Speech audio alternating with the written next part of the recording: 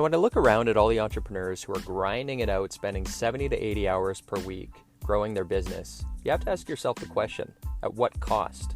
Hi, my name's Tim Uchuk, and in this podcast, we're going to be exploring the tools, tactics, and strategies for crushing it and scaling your business without making the ultimate sacrifice of your time and freedom.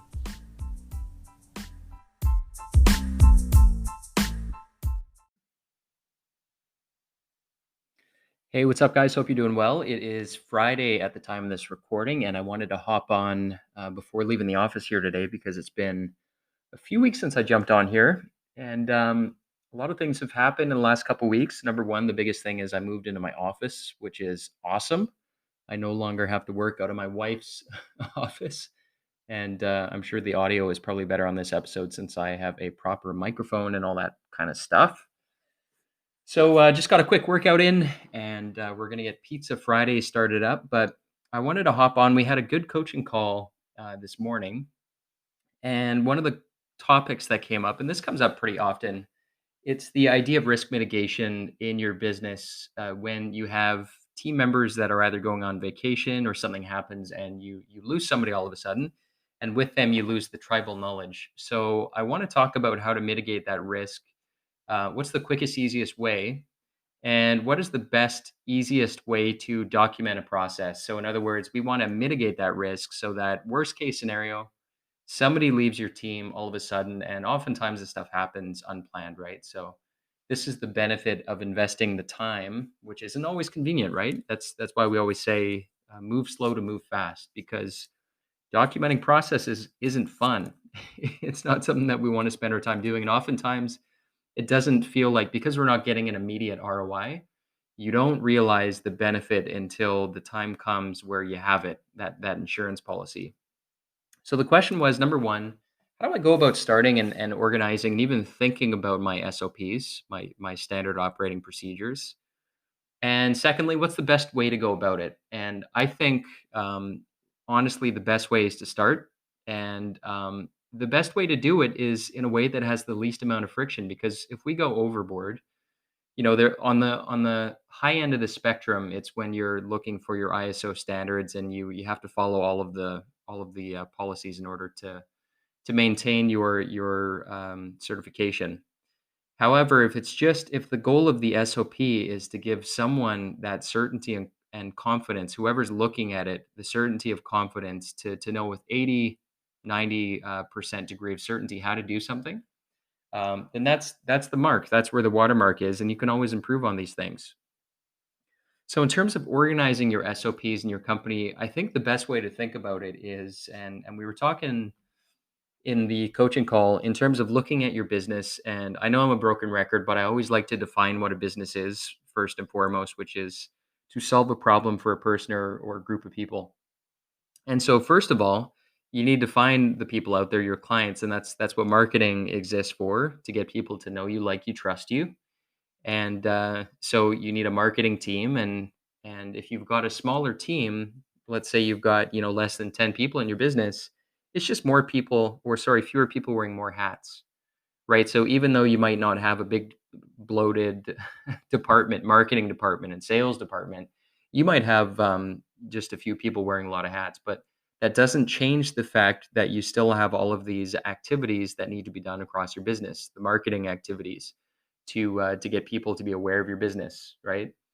Website development, you have sales activities, you have the fulfillment side of your business, you have the cash collection side of your business. So think of these departments within your business or teams, right? Such as sales, marketing, the obvious ones, finance, the obvious ones, HR, where you've got your hiring and your onboarding and your training, the obvious ones. And so within the teams in your business, first of all, we've got the teams, right, which I just listed some examples. You have areas, and a good place to start, I'll give a couple examples here, is think about the tools that the various teams use. For example, your sales team probably uses a CRM tool, whether it be you might use the archaic spreadsheets, you might use something like Salesforce or Pipedrive or HubSpot, some sort of a CRM system, right? So the best place to start is when you hire someone, figuring out what the responsibilities are within the teams. And again, you might have someone who has responsibilities spanning sales and maybe marketing, which is okay. So identify the tools that you use within those departments, and maybe even the templates that you use within those departments. Think about reporting, filling out checklists and reports, and those types of things within the teams.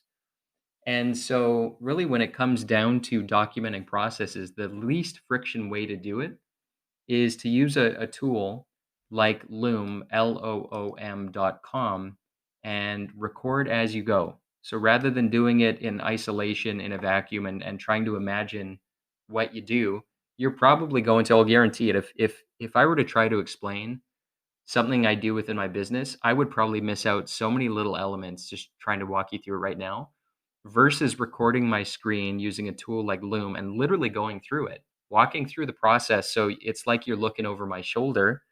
And when you actually go through it, that's where you get those little nuancy type things that are really important. So you'll go through and you'll say, "Oh yeah, it's really important that you make sure that you check it after you hit save to make sure that it actually published."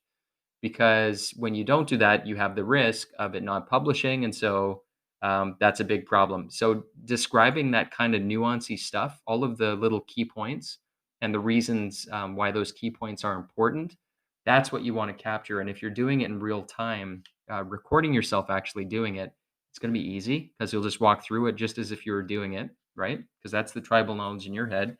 If you have a team member, same deal. Just have them go through it and record themselves going through it. Now the only final question becomes, well, how do I organize these things? Well, you start by identifying the teams in your company, and the easy, obvious ones start there. So marketing, for example, do you do ads? Do you your website management, for example? Just list out all of the areas within the teams, and a good place to start again is tools, and then think about the different procedures within those teams, right? And so the tools are easy and obvious when it comes to marketing, ads management. So if you do Facebook ads or Google ads, that's an area. Within that area, you've got a bunch of procedures, all of the little how-tos, which could be, I mean, the titles of them would be like blog articles. When you're looking how to do something, you do a little Google search. The title of those blog articles that come up when you're searching for how to do something, those are useful titles for when you're documenting a procedure. So again, think about within your sales team, what are the tools that they use? What are the templates that they use? Think of all those activities within those, and then for sales within the CRM, things like pipeline management, how to add a contact, how to add a deal, how to manage a deal, how to handle weekly reporting. All of these how-to procedures will live within that tool. And those are like the basic recurring procedures that somebody on your sales team needs to know. Let's look over at finance. Within your finance, you have, in terms of areas, the obvious breakouts are collecting cash. So your receivables, your payables. How do you do payroll? So next time you do payroll, if it's you or somebody on your team, just teach them how to record it using something like Loom.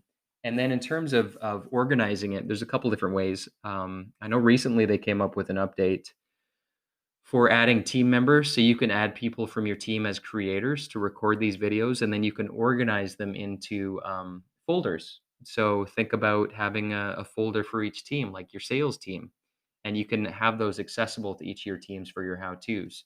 Another really easy, low friction way to organize them is we will often organize them in a Trello board. So picture, if you know what Trello is, it's like a glorified post-it notes, digital post-it notes in digital form. There's an app you can use for your phone, and it's really easy and intuitive. But we'll just set up a board for the sales team, and each of the let's pretend that there's a sales board. So a board is that's where you get stuff done within Trello. And picture on that board for sales. We're going to talk about a sales team here. All of the different areas we just talked, which are things like you're managing your CRM. You might have proposals, creating quotes, right? And within that, there's going to be how to calculate a quote. There's going to be how to present the quote. There's going to be all of these different procedures. So those would live within that area, within that team, right?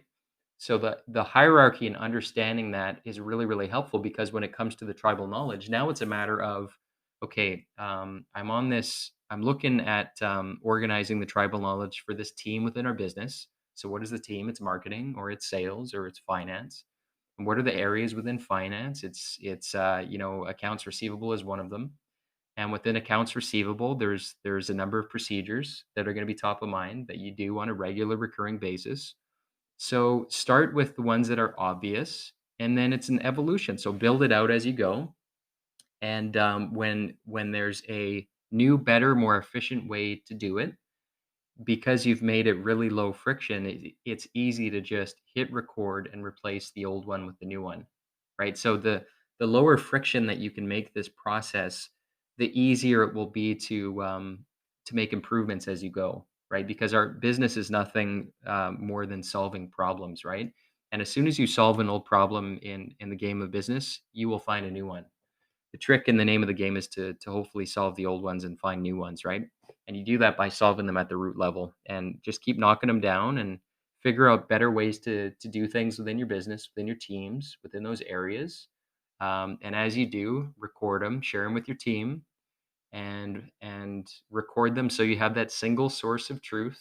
You don't have 10 different people with 10 different interpretations of how to do things. You got a single source of truth, and this is going to put you light years away ahead of most other businesses.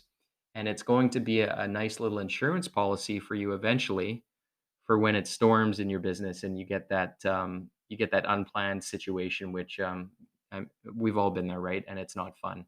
So hopefully, when you do this kind of stuff, you'll be ahead of the game. And when you bring in somebody to pitch, to pinch hit, you'll have it kind of documented, and you'll be ready to hit the ground running.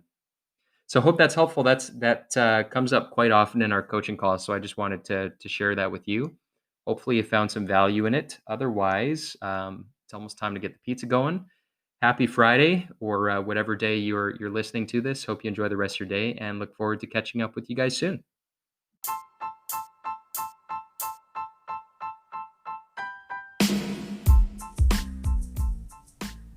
Hey, Tim Uchuk here, and real quick, if you enjoyed this podcast episode, if you could take a couple quick seconds to give it a rating, it would be very much appreciated.